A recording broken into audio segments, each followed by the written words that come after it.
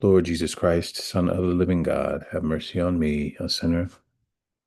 Lord Jesus Christ, Son of the living God, have mercy on me, a sinner. Lord Jesus Christ, Son of the living God, have mercy on me, a sinner. Welcome again to our continued discussion of Discipleship by Dietrich Bonhoeffer. Last week, we spent the bulk of our time on the headings of kindred and woman. And we ended last week with some of Bonhoeffer's discussion of marriage and how intends to really liberate marriage from from kind of a selfish place of whether it's service or the contract, the social contract, um, to like service to one another and subservience to a service of love that again is mediated through the person of Jesus Christ. So so we didn't quite get to the very end. So were there any questions about what had come to that point? And we'll kind of wrap that up pretty quickly here, if there are no particular questions, and move into the section on truthfulness. So I'll pause here for just a second to see if there are any comments or questions from this last section. Excuse me.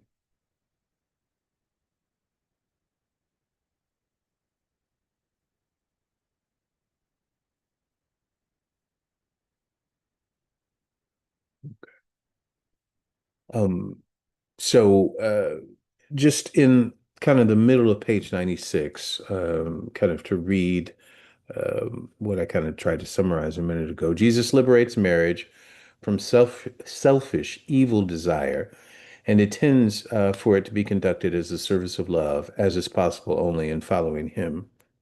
Jesus does not disapprove of the body and its natural desires, but he rejects the lack of faith that is concealed in it. Thus, he does not dissolve marriage, but strengthens and sanctifies it by faith. Those who follow him maintain their sole allegiance to Christ. I think this was kind of as a piece of where we were ending up last week. So those who follow him maintain their sole allegiance to Christ, even in their marriage, by practicing discipline and self-denial. Christ is Lord even of the followers' marriage. This causes the marriage of disciples to be something different than civil marriage. But again, this is not contempt for marriage, but precisely its sanctification. Um, so this is one of the things that happened in the early church, and some people blamed Paul for it, although it was a misreading of what Paul was saying, kind of a willful misinterpretation. But we're saying that that Christians shouldn't marry, or if they were married, should divorce their spouses, or still continue to live together, but live um, as if unmarried. So, um, and that gave rise to all sorts of shenanigans, as you can imagine. Um, and it wasn't so much that they were divorcing, but what was happening is that, the bonds of marriage were loosened such that the fidelity that was intended to be there wasn't anymore. And so you have Bonhoeffer coming out, many years since, millennia hence, um, showing up this understanding that marriage in the context of discipleship of Jesus becomes a service of love to one another, that is again mediated through Christ. So that what we are doing, Paul kind of talks about, well, it's better to be unmarried, because if you're unmarried, then you can devote yourself completely to Christ. But if you're married, you have to devote yourself to your spouse. Um, what Bonhoeffer is saying here is that you're devoted to Christ, and then through Christ, you're devoted to your spouse. But everything that you do is Christ first. So whatever service you are giving to your spouse, whatever care you're giving to your spouse, whatever you love you're sharing with your spouse, is mediated through Christ. And so first object, um, first recipient of that devotion is Christ. And then and so it's kind of like, I guess an example would be um you know you have to provide for your spouse in the different ways, whether it's make sure that there's enough to eat, or make sure that there's a place to stay. Um, and for Bonhoeffer, even though it's a fine point, it's necessary to say that for Bonhoeffer, uh, your first love, your first focus is on doing what Jesus would do, so that even as you do the things to care for your spouse, as you provide, space and love and all of the things that are expected, you're doing it first. For Jesus, or you're doing it first because you want to follow Jesus. And then the action is not motivated by the other person, it's motivated by Jesus. Again, very fine point, very fine dividing line, but for Bonhoeffer, it's really important that the motivation is not the love of the other, not the service to the other, but the motivation is Jesus. And that as you do those things that care for a spouse, as you do the things that care for a family and for your responsibilities that are necessary, um, they don't go directly to the people, as strange as it might say, but they come through Christ. So, so that the motivation and the action is done first for the love and the sake of Jesus. The outward appearance of somebody observing might not look any different than it normally would, but our internal moorings, our internal design and desire is to please Jesus, is to love Jesus, and that is now reflected or passed through, or even in many ways amplified for and upon those who you're married to, or the responsibilities that you have in this world. Um, and so Jesus doesn't make either marriage or celibacy into a required program. Instead, he frees disciples from infidelity, or porneia in the Greek, within and outside the marriage, which is a sin not only against one's own body, but a sin against the very body of Christ. So that, again, everything is routed back to Jesus. Everything is first to Jesus, seen through Jesus, mediated by Jesus. And then it's in line with doing what Jesus would have us to do. It's following the two great commandments: love God with all that you have, and then love your neighbor as yourself. And Jesus said, on these two commandments, everything else hangs. Everything else is built upon those two commandments. And so if we first love God, which is what Bonhoeffer is saying, then the love that we have for the others is not solely for them, or not because of them. The love that we have for others stems from, grows out of, is informed by the love that we have for God. The service that we render to others grows out of, is founded and built upon the service that we offer to God. The devotion that we have to others, likewise, grows out of, stems from, is informed by that desire that we have for God. Yes, Ms. Brereton. I have two questions. Mm-hmm. The first one is that, is there anywhere in the Bible where Jesus talk about celibacy? And the second one is, did the Roman Catholics use celibacy through Bonhoeffer, or through their own? Well, I guess I want to say maybe the Bible, even though I don't know where to find it in the Bible. Mm-hmm. Yeah. Well, no, Jesus doesn't say anything explicitly about celibacy. Um, and I'd have to look, but I don't even think there's anything tangentially connected with celibacy in what Jesus says.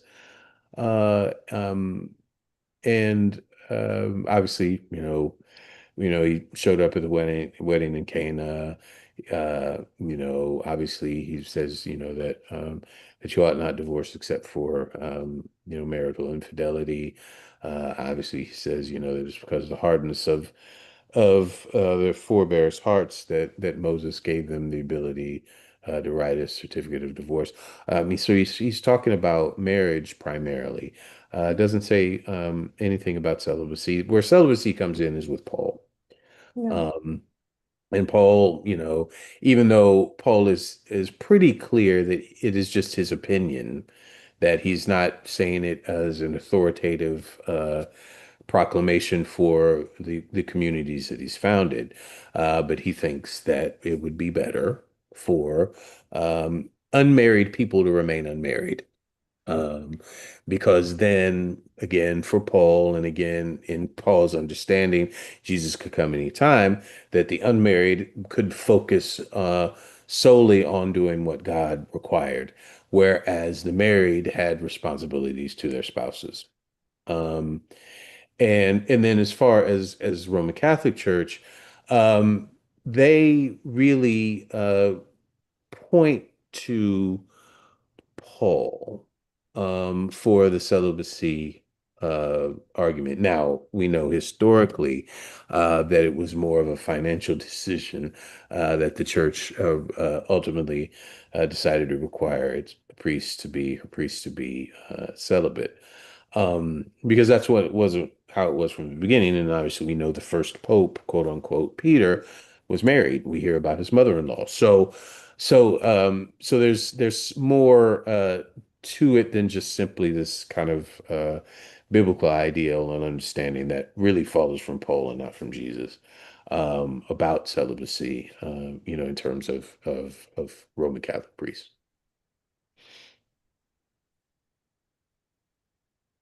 Okay.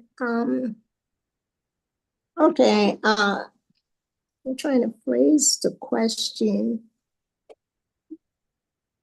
See, what I'm thinking of, even with Jesus, the way he talked, and again, he said, I think I talked about that last week about, that part about a man should leave his mother and cling to his wife and all that stuff. Right. However, I still think that Jesus would embrace marriage Mhm. because, and for me, I am thinking that, like I said, with if you're evenly yoked, you would get help from your spouse in helping you being more faithful Mhm. to God, Mhm. Right. so Right. that sometimes, if you have an issue and you can discuss it with your spouse, Mhm. and then you can find a way in which it's more clear to you as to God's desire Mhm. for Right. whatever the issue is. Mhm. Right. Yeah, and I think Bonhoeffer is saying essentially what you're saying, that that Jesus he doesn't he doesn't promote one, either or, celibacy or marriage. But what he does say about marriage and the understanding of discipleship is it reinforces marriage, sanctifies marriage. But again, marriage that is focused on Jesus and the love and the care and the concern and the support that happens comes through the desire to please Jesus, rather than, oh, I have to please this person first, and then second is my pleasing of Jesus. So Bonhoeffer again is placing Jesus at in right in front of each of us, and then everything that we do is mediated through Jesus. It's kind of like Jesus is a filter, as it were, to borrow a modern contemporary use of technology as as an example, is the filter through which we see everything, everybody, even ourselves. Um, And so, yeah, I think, yeah, Jesus definitely did not speak against marriage. And actually, according to Bonhoeffer here, but others, he was very supportive of marriage. Um, but again, for Bonhoeffer, and then for Paul in a different way, that was really important that, that the focus was on Jesus and not on the spouse, or on Jesus and not on worldly pursuits, or on Jesus and not on following the letter of the law. That Jesus was the all in all, to be our really our sole desire. And then all of the other things, fall into place after that. Very similar, seek first the kingdom of God and God's righteousness, and all the other stuff, all these other things will be added. Our first love, our first devotion, our first desire is Jesus. And then how that looks and how that's worked out in following what Jesus has for us, is different. It's very similar to the understanding or the idea that we're, called into the things that we do.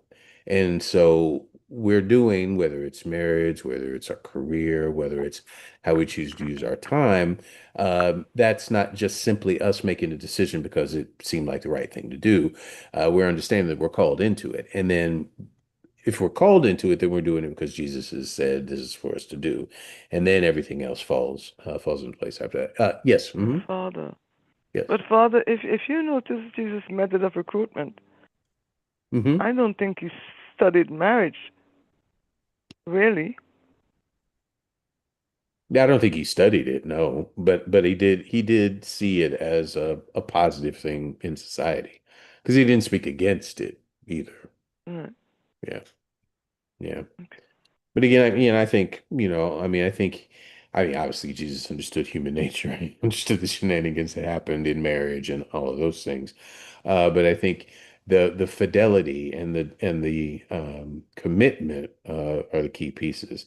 And that fidelity and commitment, um, Mm. for Bonhoeffer, and then even for Paul again in a slightly different way, is is first to be toward God, because God has been faithful and committed to us. We return that fidelity and commitment to God, and then that fidelity and commitment affects everything that we do. Ideally, from the standpoint, yeah. Um, but yeah, you do kind of wonder, or at least I do at some points in time, when when Jesus is Mm. calling people, and we're dealing with humanity.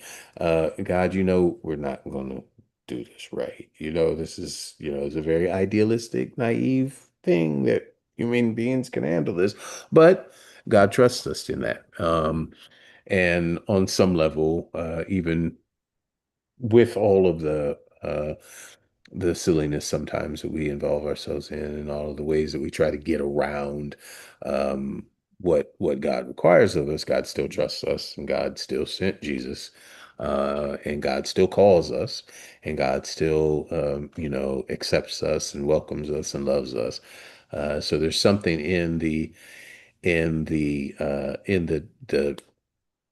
attempt, however feeble it might be, or we might think it is, the attempt to follow Jesus, to do what Jesus did, brings us hopefully in closer approximation to what God was than not.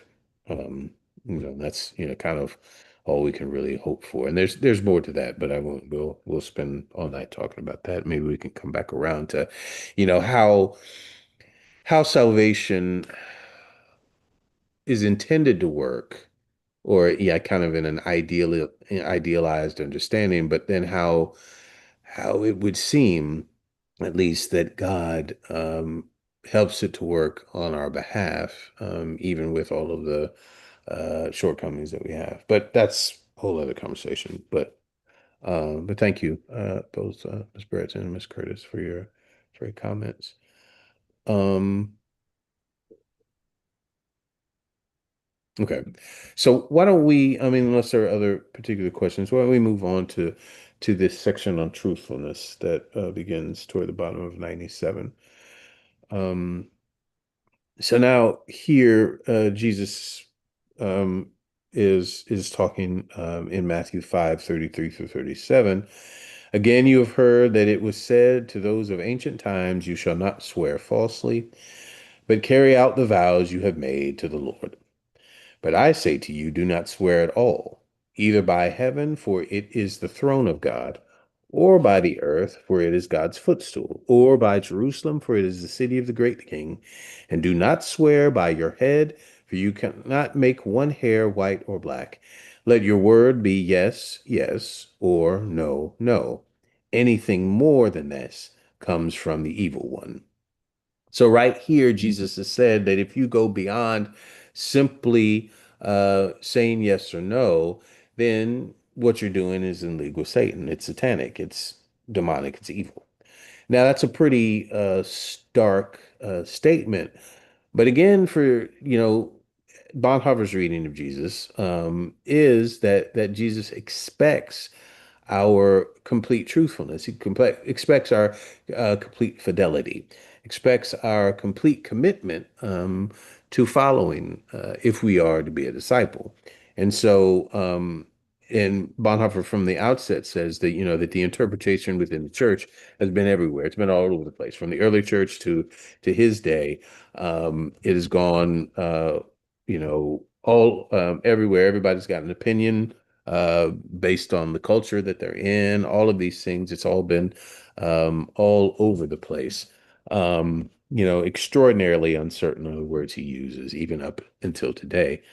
Um, and so he kind of walks through a couple of the different epochs of the church, one being the early church, to which he focuses on Augustine, and that oaths were forbidden for perfect Christians, or in the terms of the philosophers of the day, oaths were unworthy of noble people.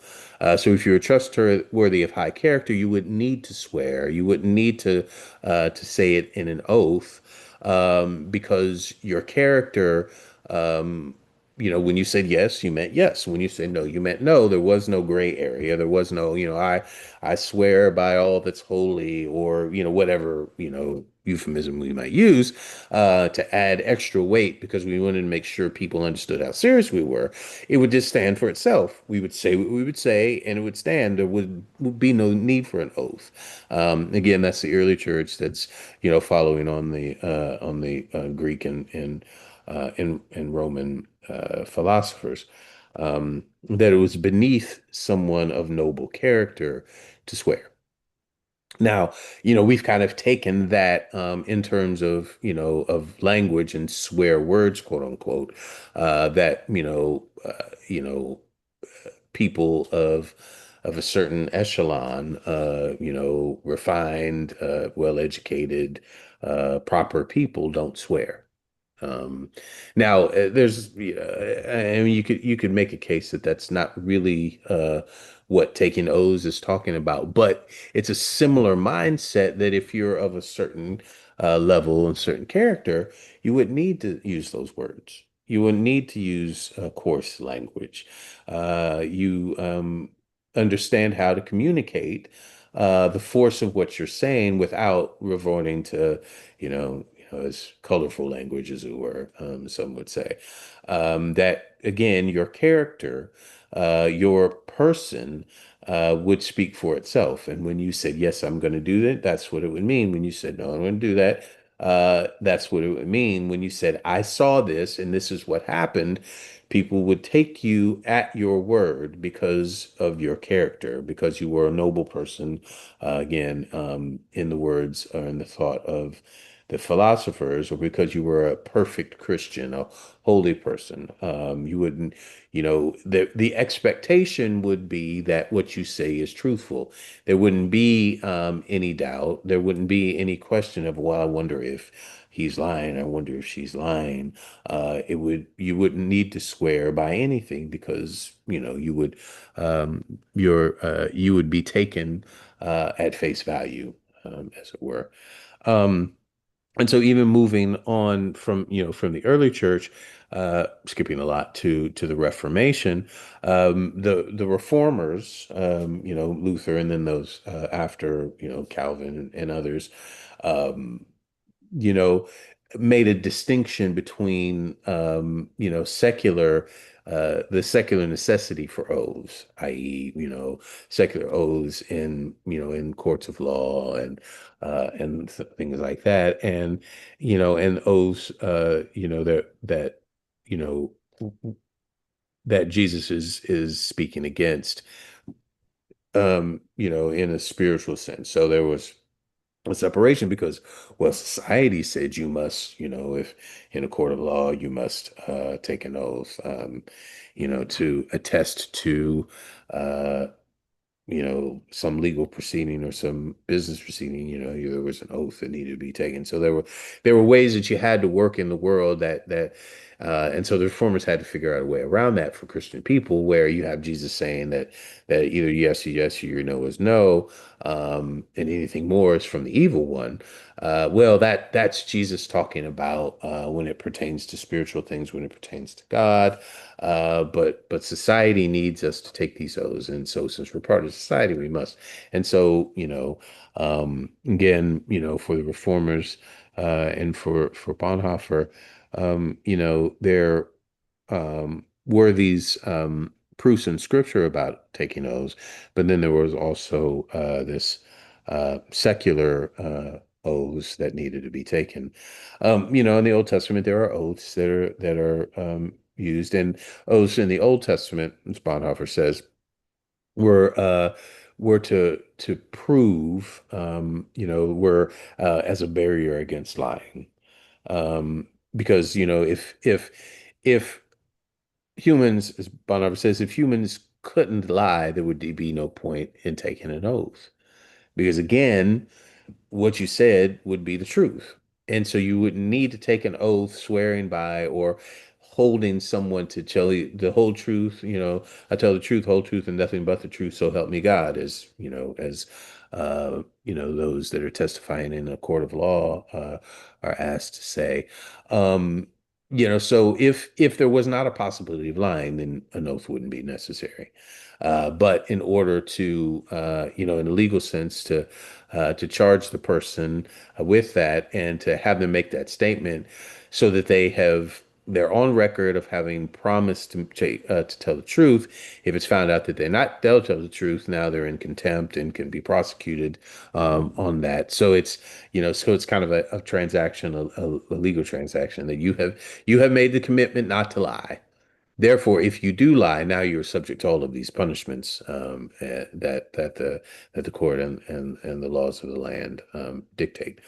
So anyway, so Jesus, uh, the Old Testament law uses oaths to reject lying, and now Jesus is prohibiting oaths to reject lying.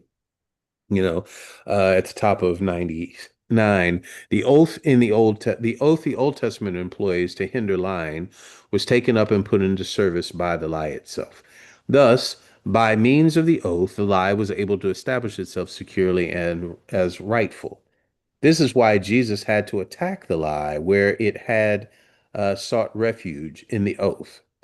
So this is why the oath had to fall, because it had become the protector of the lie. So for Bonhoeffer, Jesus is coming. You have heard it said, and this is a series of you have heard it said, but I say to you, that is a corrective, or maybe a reinterpretation that brings the wording or the law back to its original understanding. And that the assault of the lie on the oath could take place in two ways, asserting yourself or under the oath of perjury, or by slipping into the form of the oath itself. So in this case, the lie used the oath not to call upon the living God, but to call upon some sort of secular divine power. So again, for Bonhoeffer, if you put your allegiance, your trust, your faith, your hope in anything but God, in anything but Jesus, then you have missed the point and you are not following and a true disciple. So to swear by anything, by heaven, by earth, by the temple, as Jesus says, is for Bonhoeffer and and for Jesus, is giving your allegiance over to something else other than God. And because you swear, you say by God, by all that is holy, by on my mother's life, as some people say, which I think is insane. My mother's grave, all of these things that people say, to make certain that we understand that they are telling the truth. Um, in the context of believing people, there's no place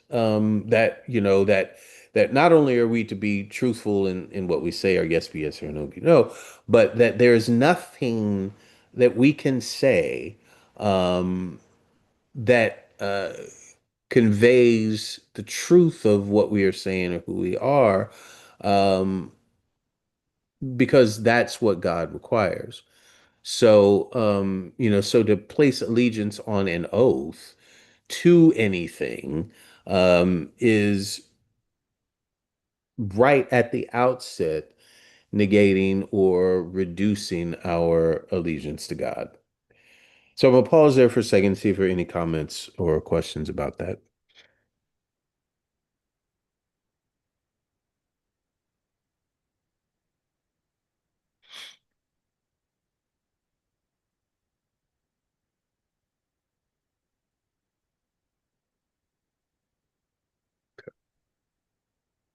So, so Jesus says, thus disciples of Jesus should not swear because there is no such thing as speech not spoken before God.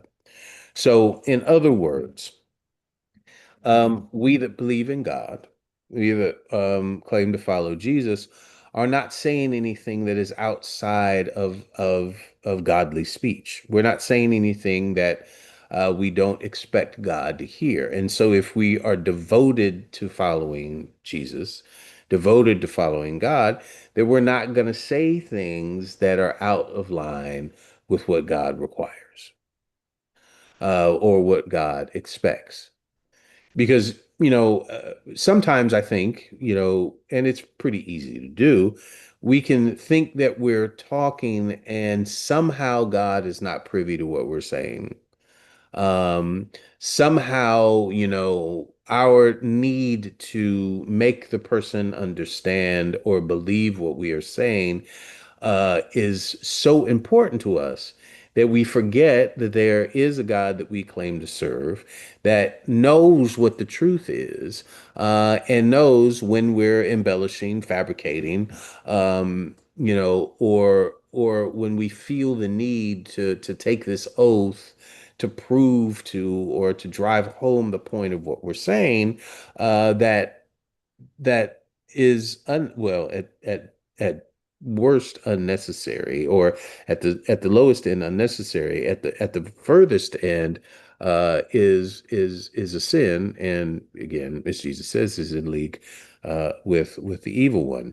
So an oath, when we have to take an oath, Bonhoeffer saying toward the bottom of 989, you know an oath consigns all other statements to the darkness of doubt. So, for instance, if, we are making a point to someone, to a group of people,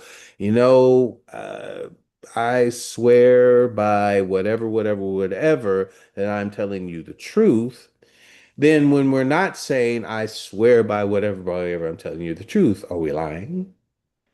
This is a legitimate question for people to ask. Oh, well, you didn't take an oath when you said that. So are you not telling the truth now? And so it casts all of this into doubt. Whereas if we are consistent and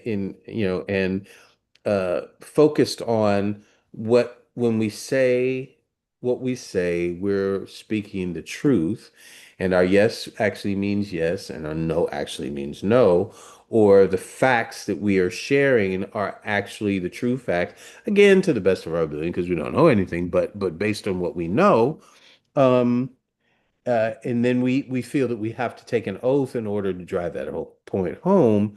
Well, then it stands to reason that if we're not taking an oath, are we lying? So that now we're in a position where we have to say everything, I swear by, all that is blah, blah, blah, blah, blah, that I'm telling the truth in order for people to believe that what we're saying is the truth. So that's the kind of the slippery slope, as it were, of oath taking, of oath or swearing. And, and so the emphasis is never on our truthfulness, or making people believe that we are telling the truth. The emphasis always has to be on honoring God. And so if we're seeking to honor God, we're not honoring God by not being truthful.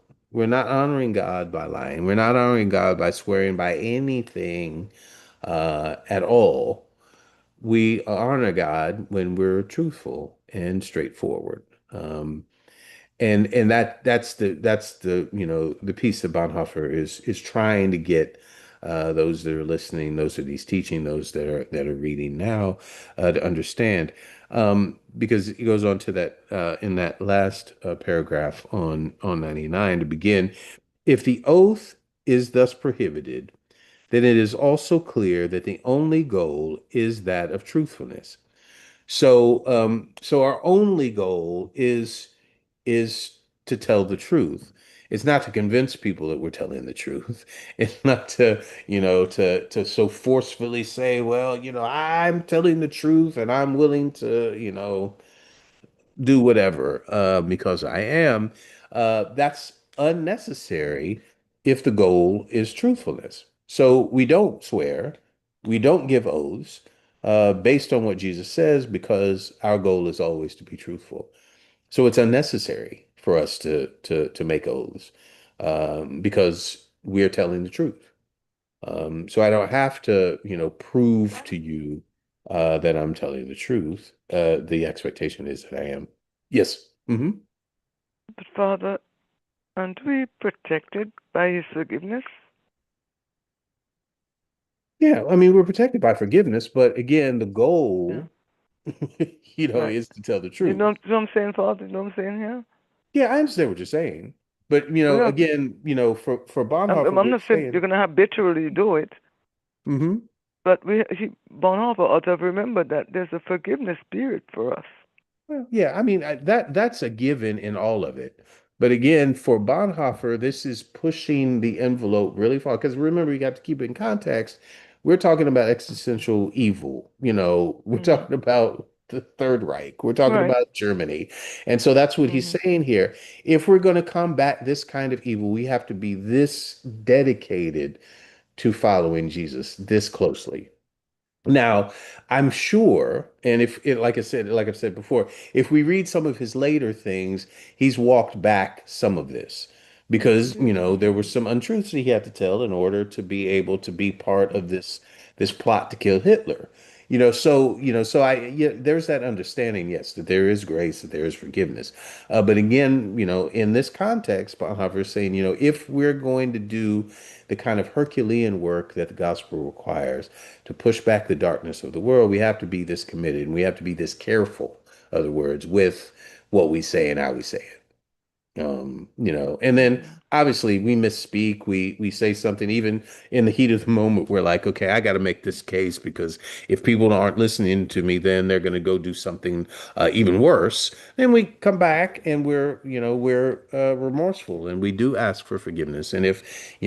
and I frankly I think we also say to the people that we've shared the lie or promulgated the lie or shared the lie with, either when we realize what we've done or when we understand that it has gone too far, gotten out of hand, has done things that we didn't intend it to do, whatever, we're able not only to ask forgiveness for God, but ask forgiveness for the community. You'll remember this has been years ago. A message got out that somehow we had told a family that they couldn't have a funeral here. I can't remember the person, and this has been, pre-pandemic, so it's back a while. And it went out, all over the congregation, all in the community that we had told, that the church had told this beloved family that they could not have their funeral here. That was a patent lie, but people were sharing it as if it was the gospel. Um, when the word got back that this is what was being said, um, I said to the congregation, listen, the family has their prerogative to do what they want in terms of how they remember their loved one. We did not prevent them from, we did not prohibit them from having the funeral here. They made a decision to go elsewhere. Okay, that's fine, air is cleared. But then, because the damaging information had gone out, it really is incumbent upon the people that shared it to now go back to the best of their ability and say, I'm sorry. I had wrong information. I didn't understand what was going on. So what I said about, the church doing this or individuals in the church doing it, whatever the case is, it was wrong. See, there has to be, at least in my opinion, I know I'm naive and silly, but there has to be, in my opinion, kind of an equal weight and energy that we do to share information that either we might think is correct, has been represented to us as correct, and we find out no, it wasn't correct. Actually, it was, fabricated or embellished.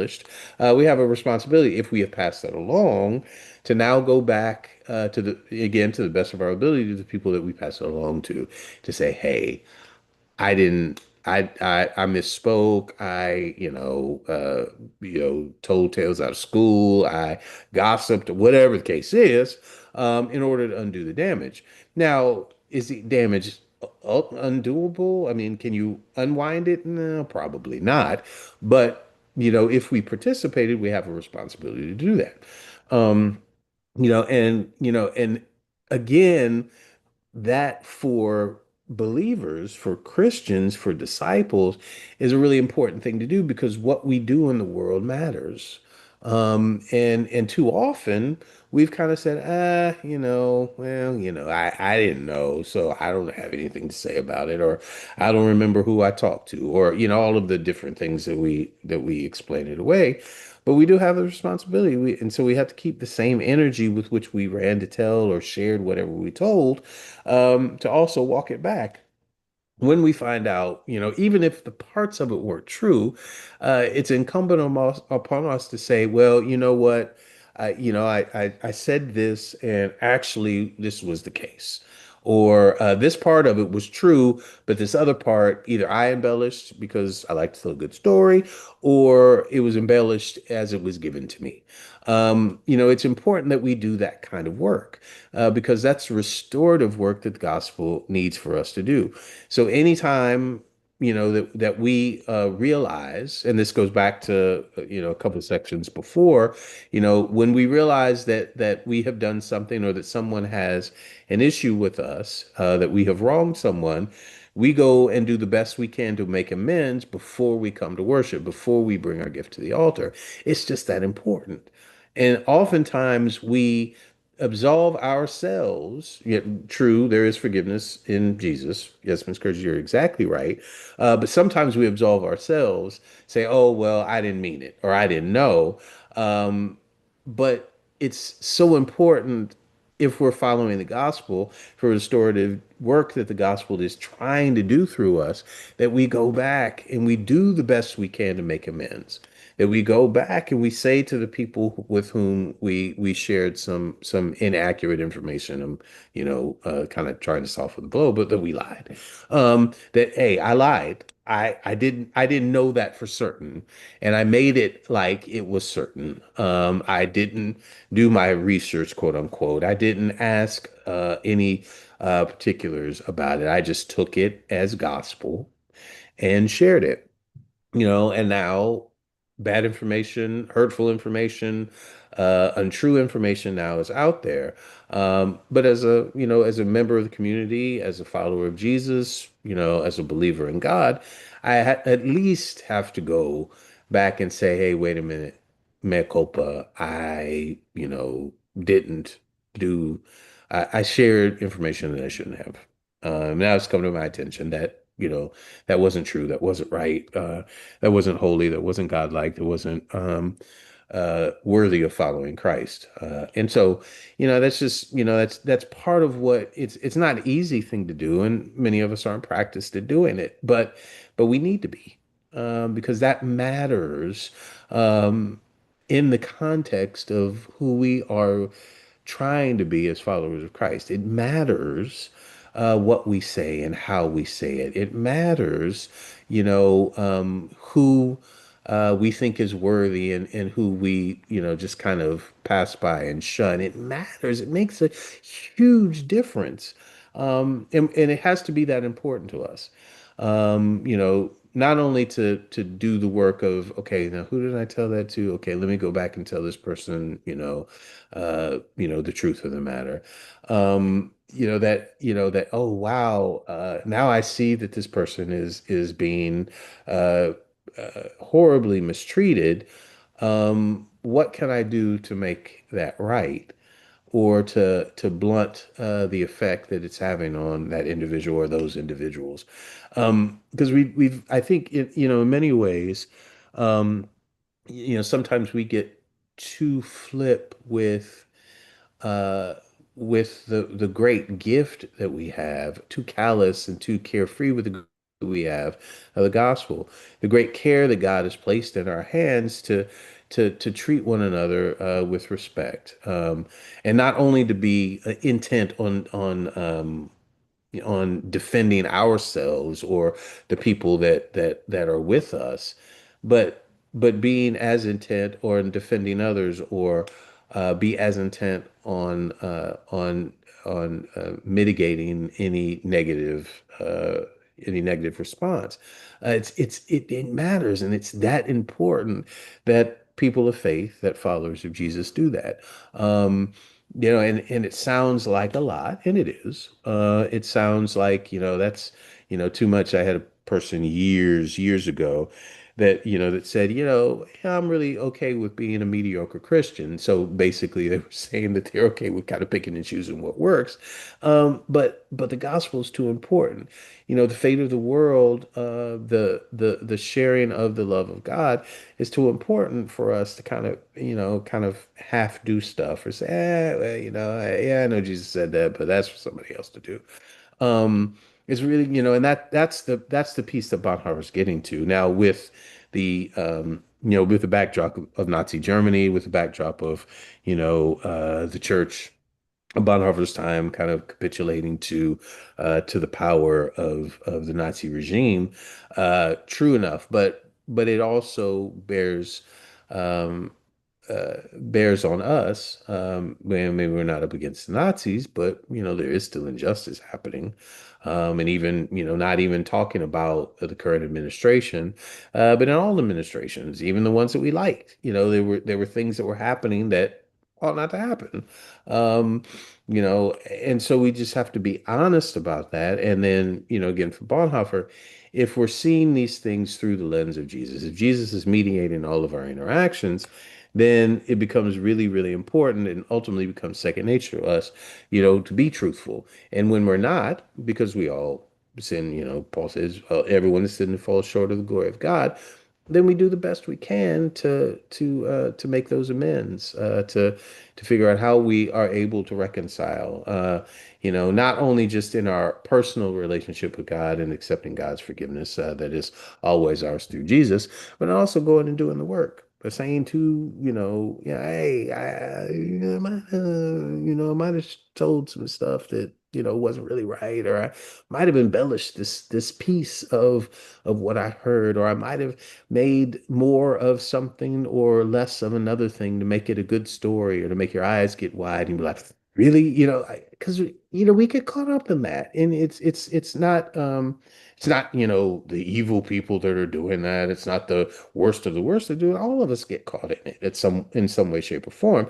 But the question is, when we get caught in it, not only, again, as Ms. Curtis was saying, that there is forgiveness between us and God, but also that we're doing the work within the community or within the relationships that we have, to say, hey, I'm sorry. I shouldn't have done it. I got caught up in it, and I'm coming to you, or I'm making this public statement, or whatever the case is, because I care enough about the faith that I claim. I care enough about the community that I'm part enough. And frankly, I care enough about you, individual, whoever, that I really don't want to be a person that hurts people. I really don't want to be a person that is untruthful. Really don't want to. I want my to be a person of high character. I want to be a person who can be trusted.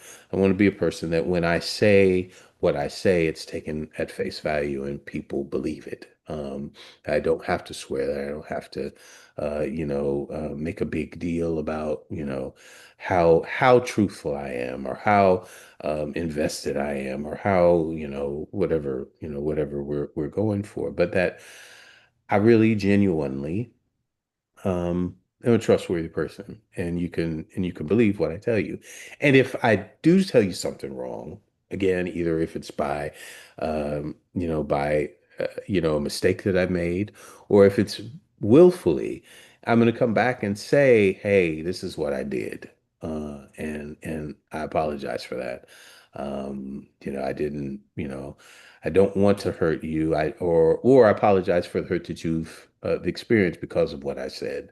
Um, and that really matters. That really makes a difference. That's important, not only to God, but to the people around us. It's important that the young people around us that are watching see those kinds of conversations. They're not looking to see us as perfect, as never making mistakes, but they are looking to see us as like, hey, you know, um, elder so and so, godparent so and so, grandparent, parent, teacher, so and so. They apologized. They said, I messed up. They said, I shouldn't have said that. And that matters. That makes a difference in the world. And the more we can own that, the more we can do that regularly for the people that are closest to us, but also for the community in which we find the communities in which we find ourselves, that makes a huge difference for what we then can do for the gospel. So, um, we are to our time. It's 7:58. So thank you. We probably do need, there are a few other things in this section that we should look at next week, and then we'll get into the portion on retribution, which is, this will be a tough conversation too, because this is the part, you have heard it said, an eye for an eye, tooth for a tooth, but I say to you, do not resist the evildoer. That one, the turn the other cheek one. So Bonhoeffer deals with that in a way that's probably not going to be entirely satisfying to us. Uh, but again, Bonhoeffer is writing in a context that not many of us have, or hopefully will have to endure. But he still makes good points about who we are as believers and as followers of Jesus. So thank you again. It is now 7:50. Well, it's still 7:58, but we have about a minute and a half left till our service of Compline.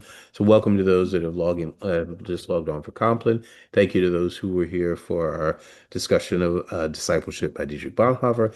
Look forward to our continued discussion on next week.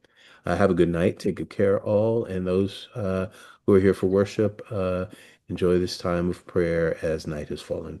Blessings to all. Thank you. Thank you. You're welcome. Thank you, Father. Why are Thank you, you Father. why are you chuckling, Miss Gaskin? You must have had some things to say. We'll talk. Next week I'll be waiting to hear what you have to say. You're welcome. Thank you. She's still chuckling. Thank Thank you, you. Miss Gilmore. You're welcome, Sally.